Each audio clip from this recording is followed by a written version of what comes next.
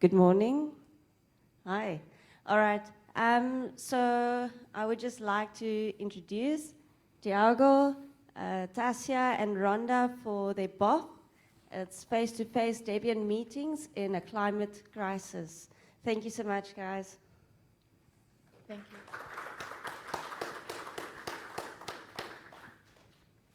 Okay, here we go.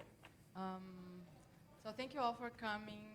Thank you for those who are going to watch this later on. We did have input from some other Debian friends to prepare this session. I'm going to start by presenting the format, what we are thinking will be the format of this BOF. So short presentation. We'll try to keep it short so that we have time to discuss, followed by discussion. Notes in this pad.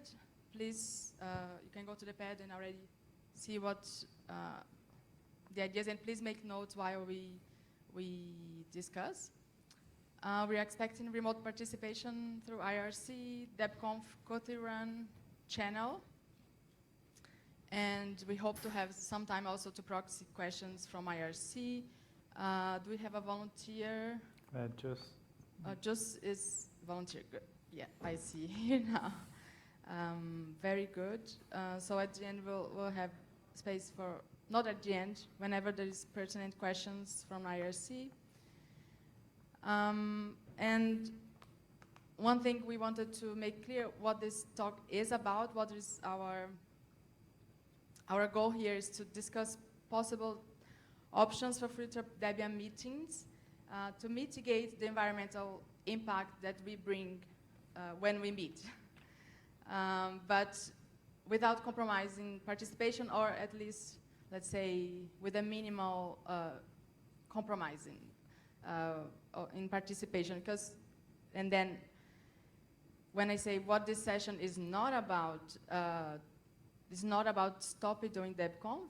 So some people have approached me thinking that I was proposing a session to stop doing DebConf, propose that we don't meet anymore. That's not the point. And we value this conference very much.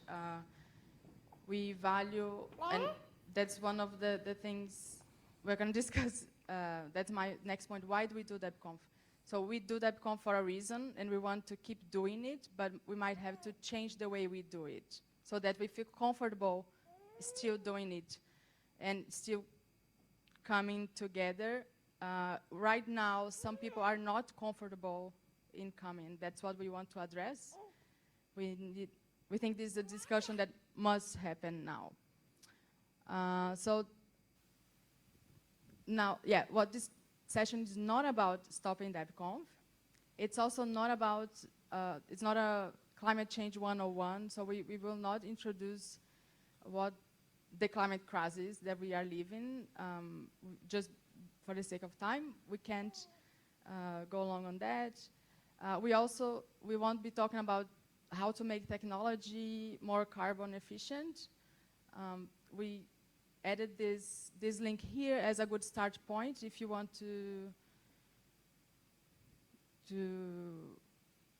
dive into that. And there are other people talking about that, but that's not what we'll address here. Although we find it important too. That's why we actually added the link. And now, yeah, why do we do DebConf? Why is it so important for us? And then I will also ask Rhonda to give her input. But my quick top bullet points are here, but also, so yeah, first thing, yeah, I said to recharge our community fuel so that we remind year after year we are part of this family. Debian is a family, is a community, and it seems that we must meet to really feel what that feels like, to really remember year after year what that feels like. And also to recharge our hugs, we do hug when we meet, and yeah, so maybe that's the time I want to invite Rhonda to talk a little bit about that. Yes, I have my own mic.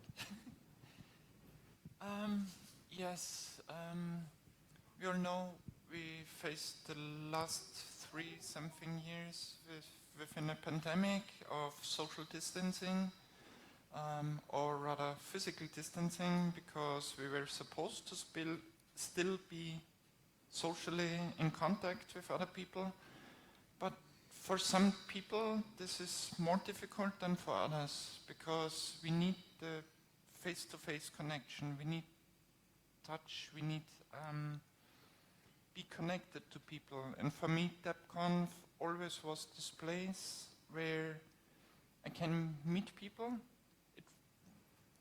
The huge benefit of DebConf is not just the conference part, which is important, but also the social part, because we are a community and we need to get a feeling for all the other people that we are working together with. And this is one of the key benefits why we have face-to-face conferences. And over the years, DebConf became my second home and my family. And I always say that, and it's not just a phrase for me, because I realized during the pandemic, where everyone went down into lockdown, I felt completely detached from people in my vicinity, from people that sort of helped me with my mental stability. And that's one of the reasons why this is so important to have for neurodivergent people, for people new to the project, to get a feeling about what DebConf is, what the Debian project is about. It's not just about the software, it's also about the community.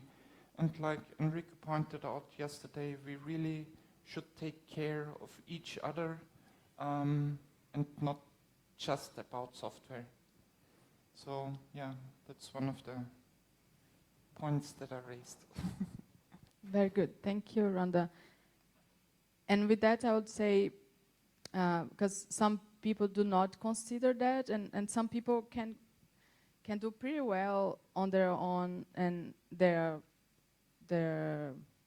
like day-to-day life. They were not that impacted. But if the pandemic didn't have a huge impact in your life in that sense, then just mind that other people, yes, just mind that other voices and other experiences that we must value. And that's the thing when we talk about the conference and its format and how we can shape it, we must address that too. That virtual meetings doesn't really, could not replace completely. But of course, there are the other points about why we do DebConf, to advance on technical issues, teams get together, and also even for ourselves, like individuals, to get updates on other areas and teams that you're not involved on a day-to-day basis. But in the conference, it's the moment that we get those updates from other areas in Debian. So that's also a point, that we have this tour of what's the health of the project right now, where we are right now, and that we only do it on DebConf. Okay, so now what is the current scenario that we have now? We have Debian, this global project with thousands of developers and contributors of many sorts all around the world. This link here, you have the, it only portrays developers, but it still is a good image of where we are in the world. And we are in all continents, not equally distributed, but yes, we are a global project. How can I get out of this.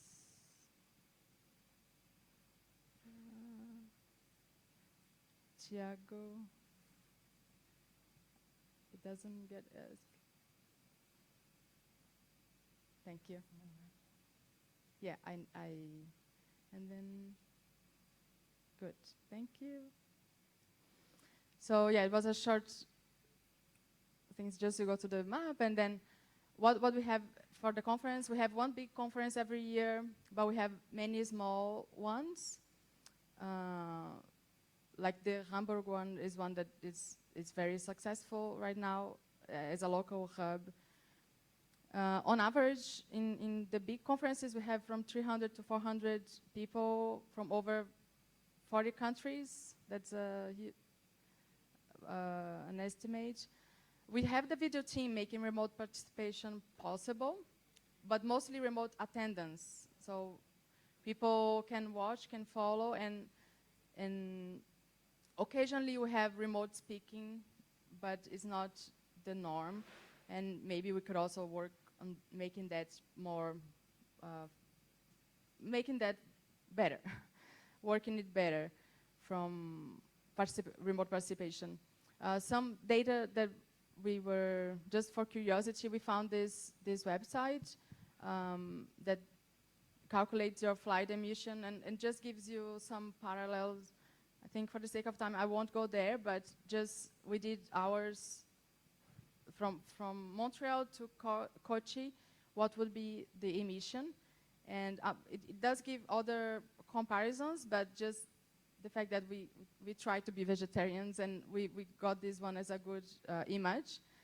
So avoiding this trip, if we hadn't flight from Montreal to Kochi, so avoiding this trip would be as climate friendly as being vegetarian for 8.8 years. And this is for one person. I came, my family was 3, and I still accompany a student that also came.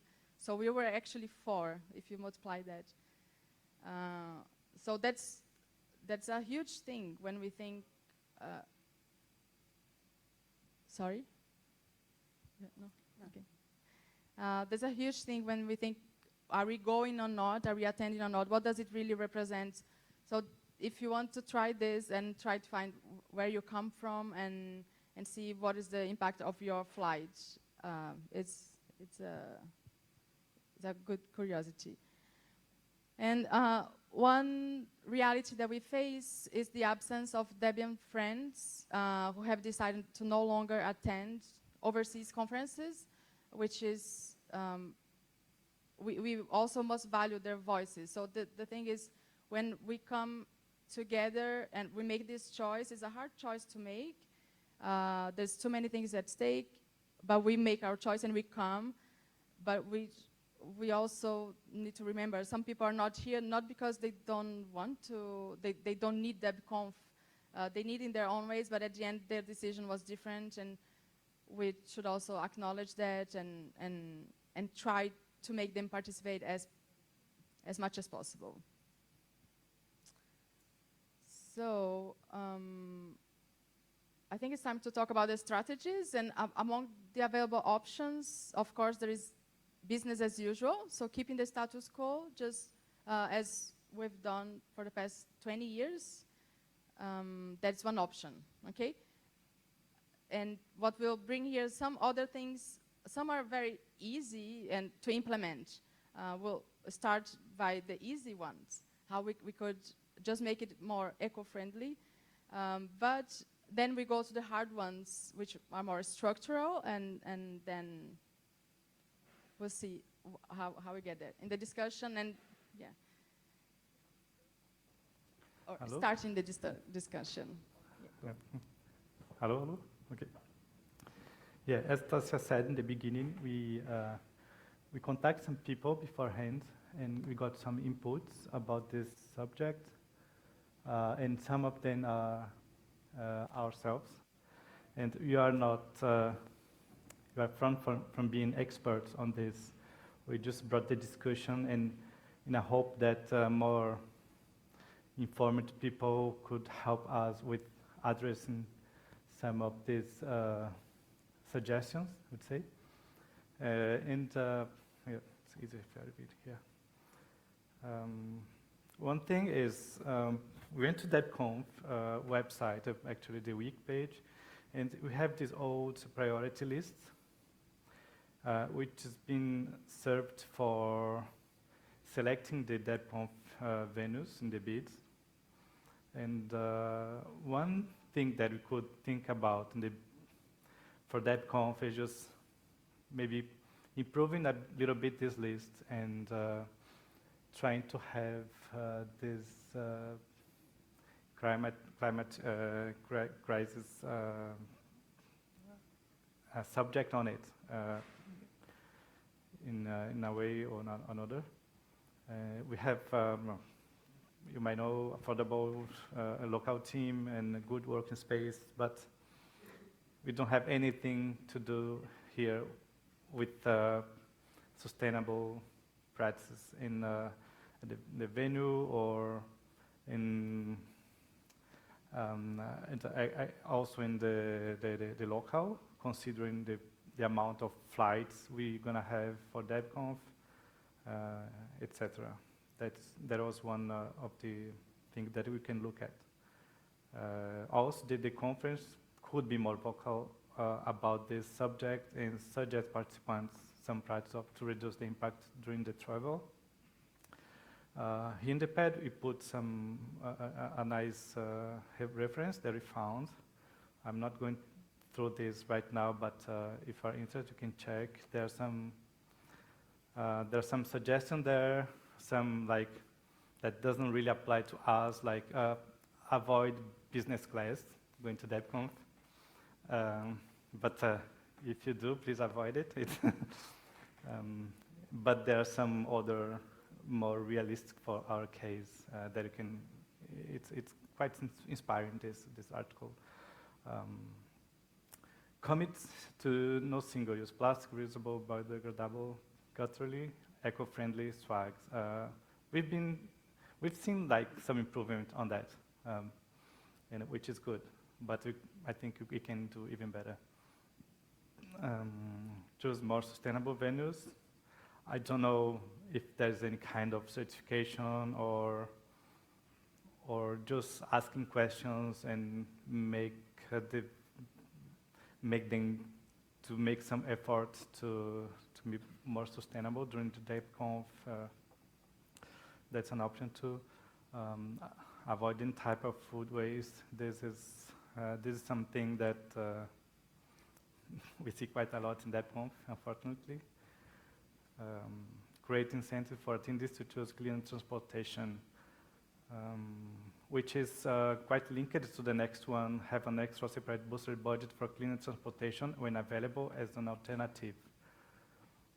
Well, when DebConf is in Europe, I think it's something that could have a nice impact on the conference.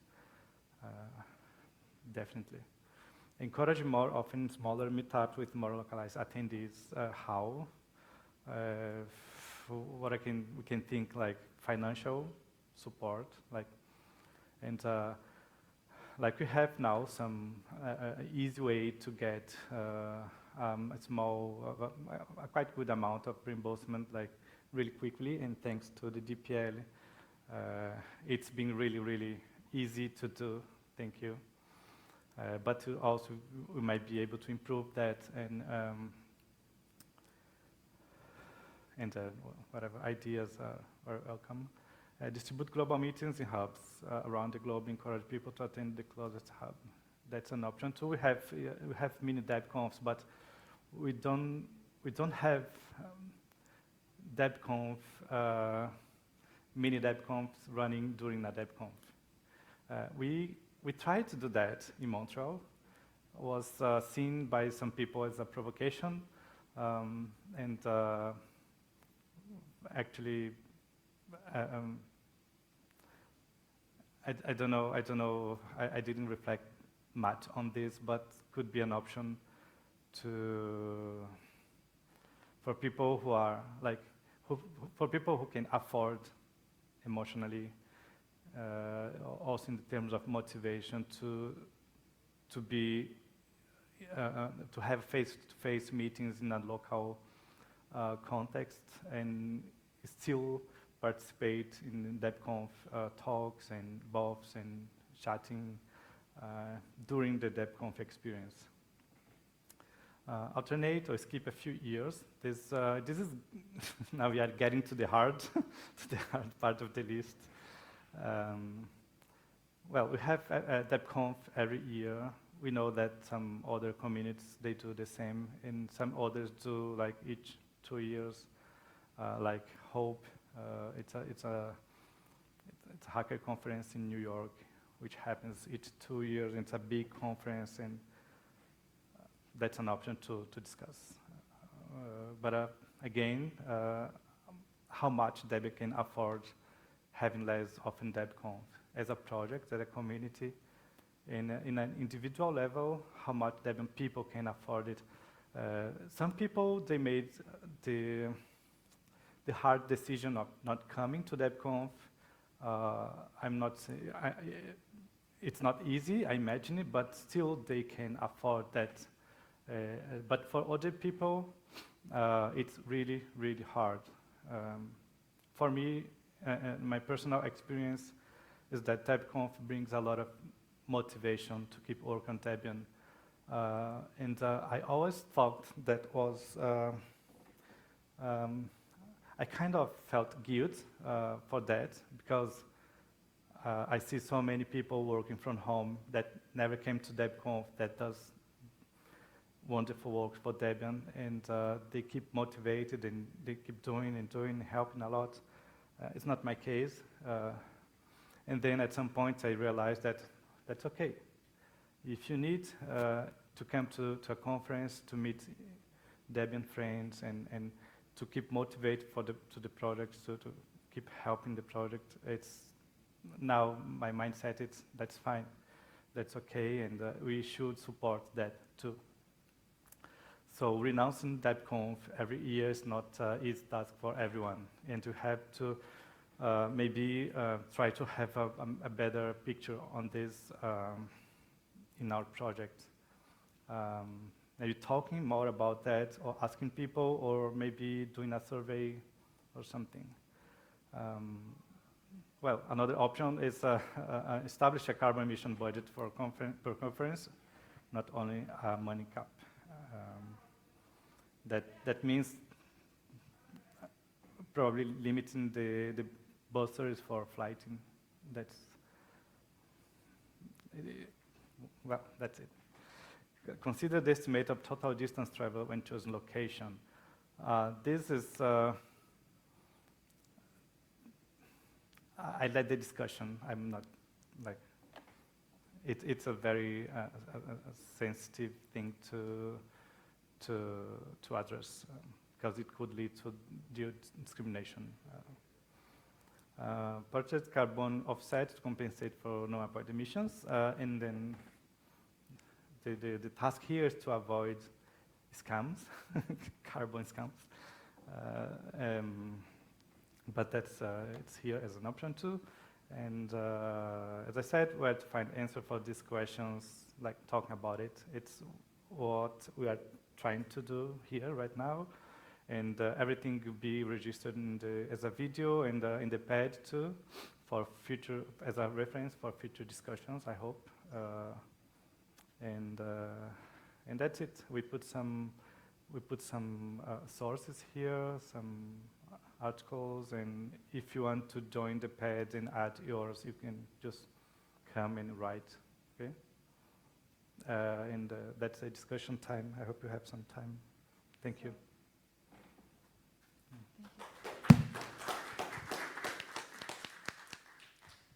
So good. Now is the time that we should.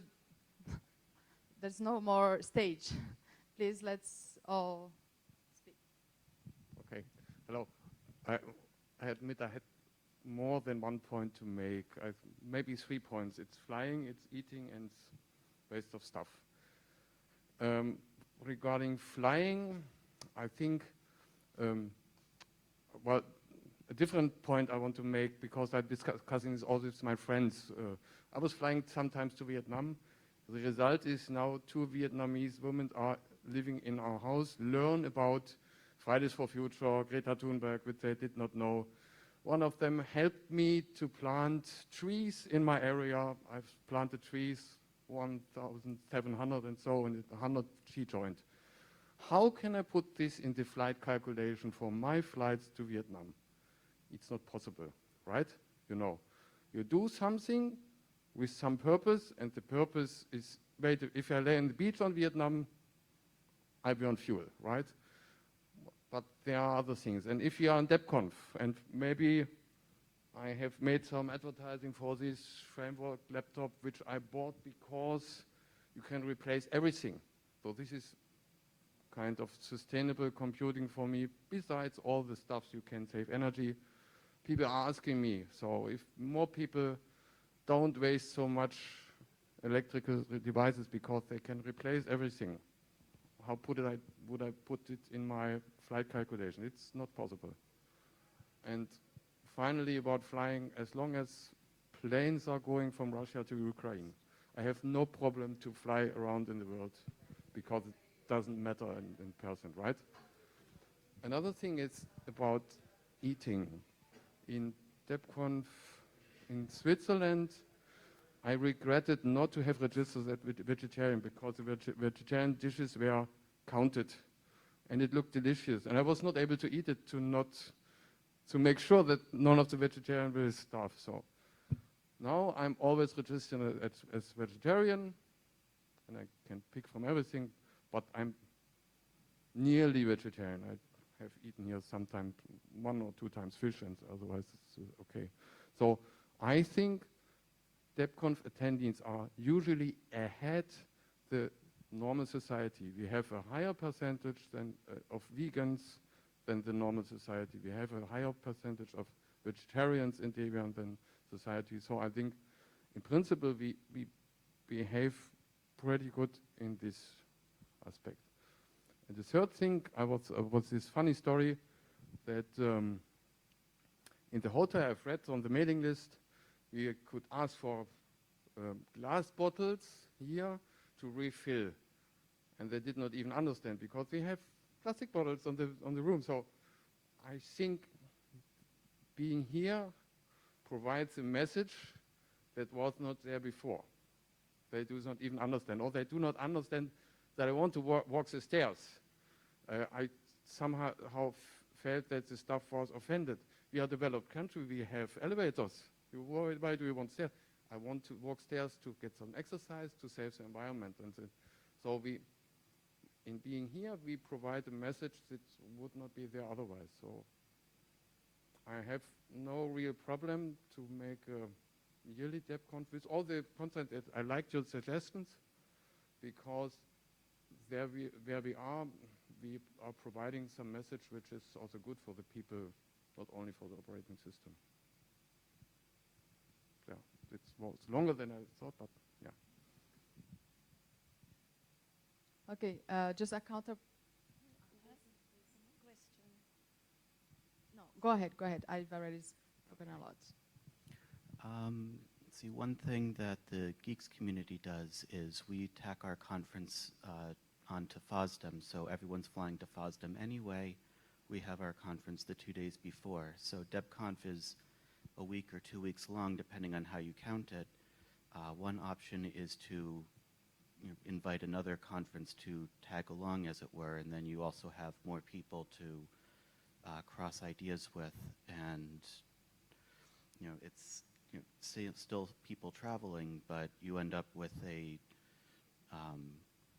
instead of planning their own conference, they get a chance to join another established conference, and everybody gets to benefit from the one location.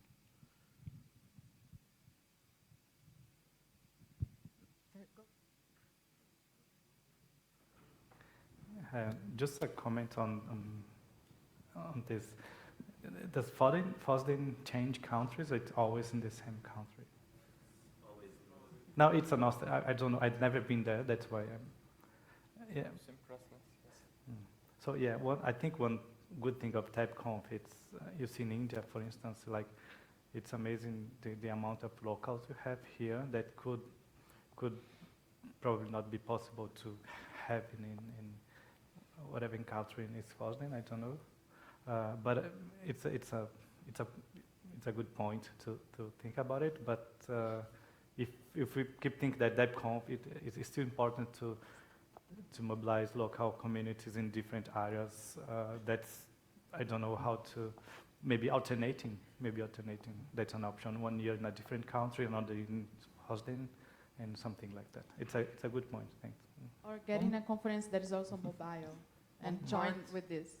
One part is that FOSDEM specifically targets, as its name already suggests, it's a European meeting.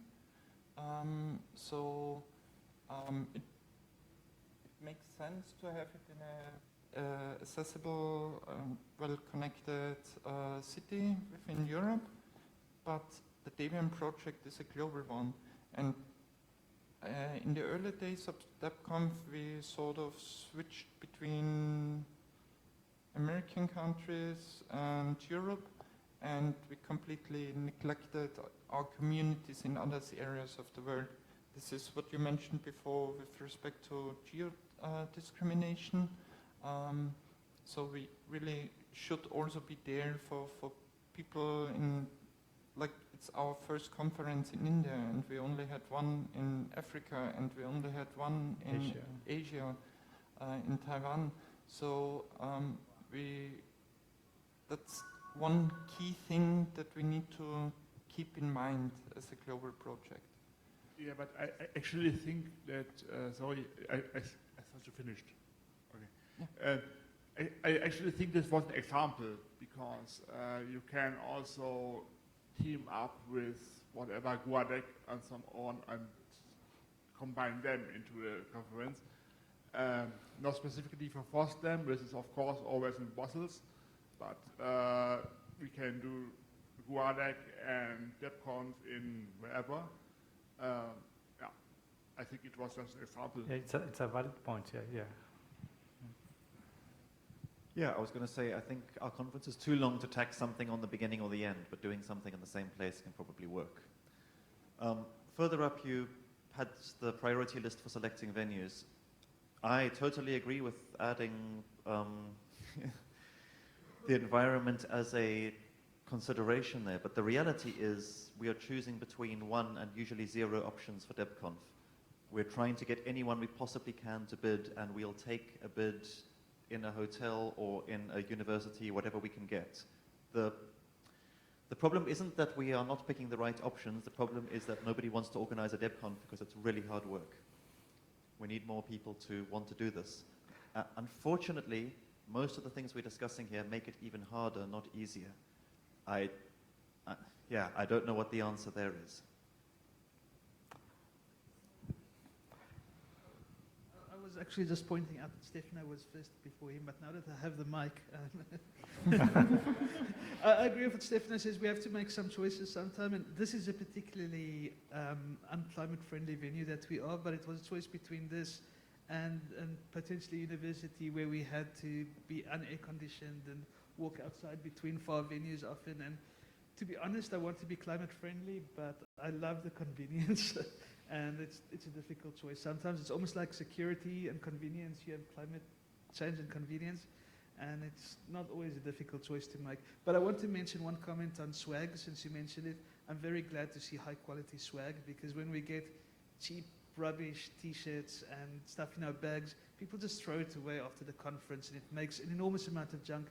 And like the metal cups we have this year, they're very nice. It would be nice to see a continuation of high quality swag. Even if it's more expensive, it's more value for money, in addition to being more climate friendly.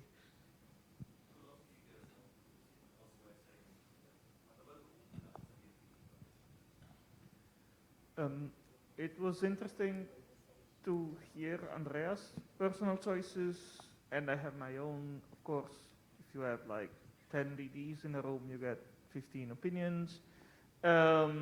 It would be interesting to collect the personal choices that we're all making, which is not something we can do now, but I guess many of us have thought about stuff and made their own trade-offs.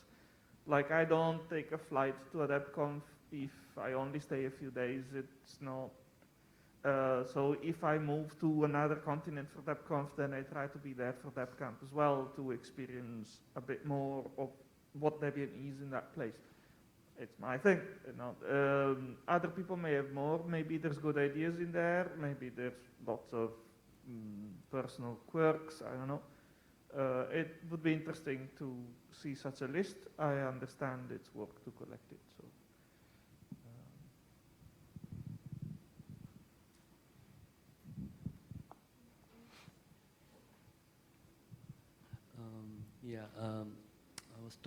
I was thinking about the point you made earlier about, say, if things were held in Europe, there would be more cleaner options for travel, or things would be convenient. I mean, I don't want to minimize whatever the topic or whatever, but getting a visa for Europe is really difficult if you are from a country with a weak passport. Like, you know, like I tried it for the first time last month or something. And even with all the privileges I have in this country, it was a nightmare. So doing something in Europe immediately makes it inaccessible to anybody who comes from a, you know, like anybody who has a weak passport, essentially. So I think, you know, that is something that should also, you know, be in folks' minds. Absolutely. Thank you for that point.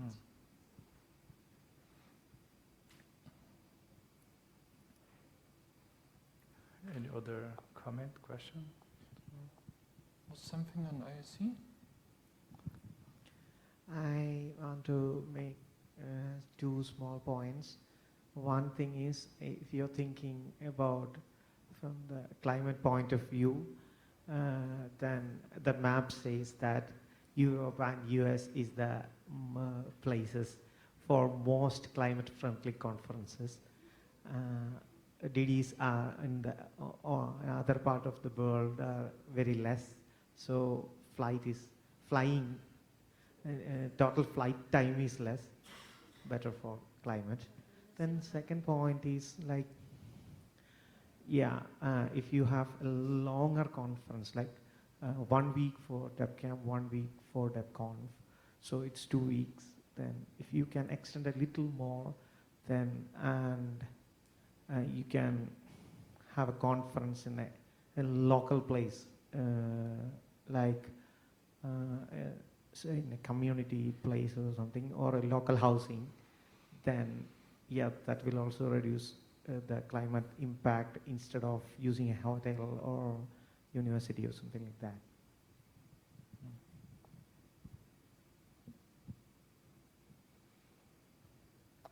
Tássia, Henrico. About hybrid online and not online, online and in presence conference, I know it's hard. It keeps being proposed and it's hard to do. On the other hand, we did have a DebConf online, so some bits and pieces are there. I really don't want to say we must have it online and whip the video team into just do it. I would be interested in figuring out what we are missing to do something like that, and if there's a way we could help.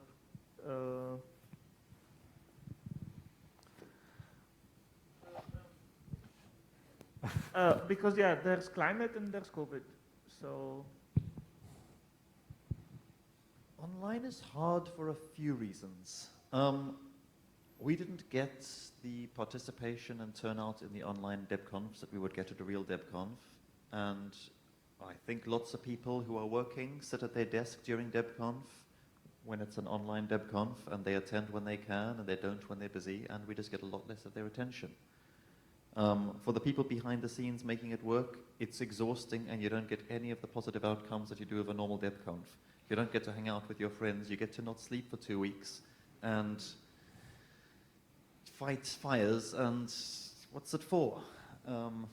It was fun to kind of set it up the first time around. The second time ran a little bit on autopilot, but I'm very happy to never do that again. For remote participation in conferences like this, if we put on a remote presenter in a room, chances are the room will be empty, because who wants to go and sit in a room and listen to a recorded video? It's not interesting. I can go and see a real speaker and contribute to a conversation in another room instead. I think we just don't know how to do this yet. Can we discuss a bit about the hubs idea, to have local hubs?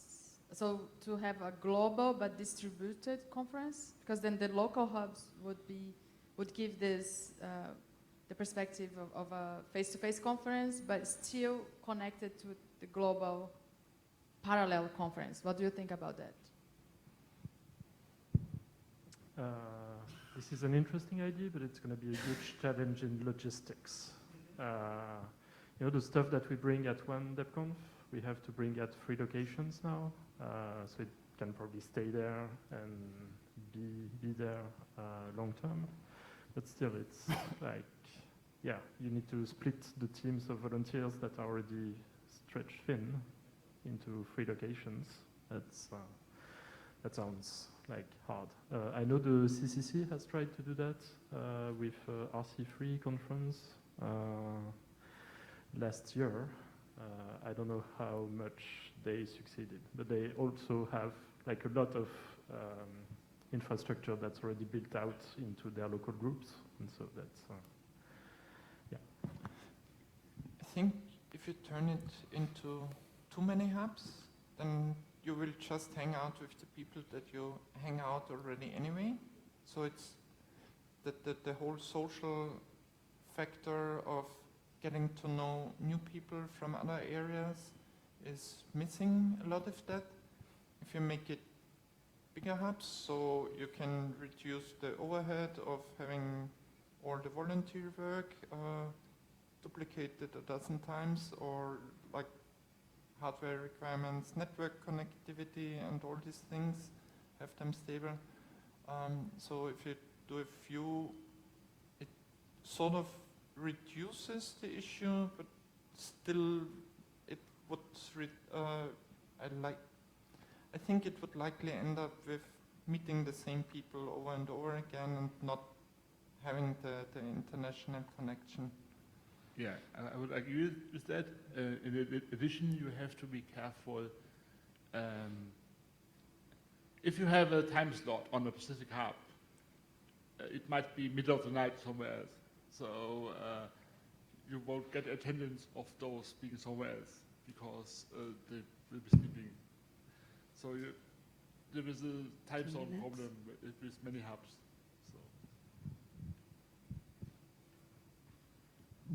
I think with all the things speaking against the hubs, I think if we would manage to have, say, 3 hubs which are always the same, and we have a setup staying there and no need to always fly people in to check the location, blah, blah, blah, because we have even before DebConf some flying involved, then this might be not such a bad idea. Last question, last comment. And did anyone look on IRC? Do we have something on IRC? Yeah, we actually do have a couple of comments on here. Oh. So I actually just wanted to read a voter's comment. He says, "My 2 cents.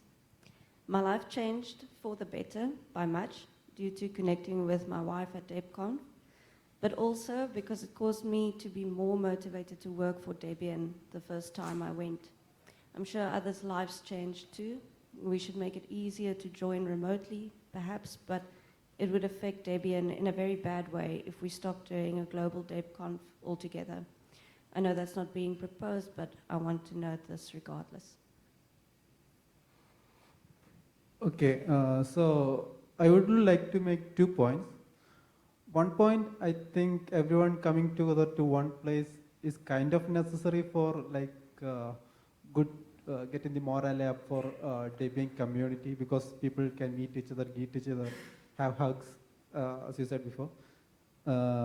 And point two, I don't think it should happen at one place.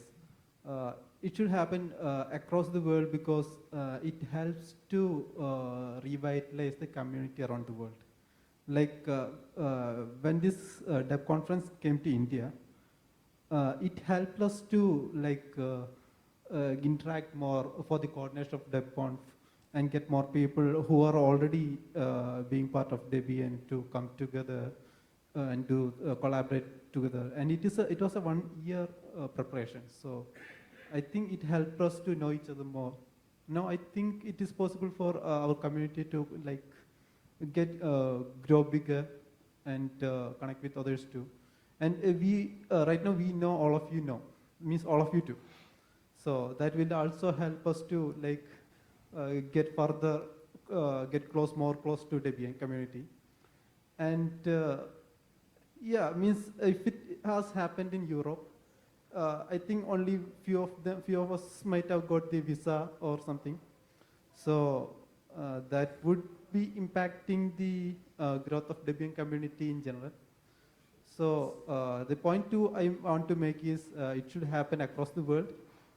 So the fuel issue is something thing that we have to sacrifice for. So these are my 2 comments. Thank you.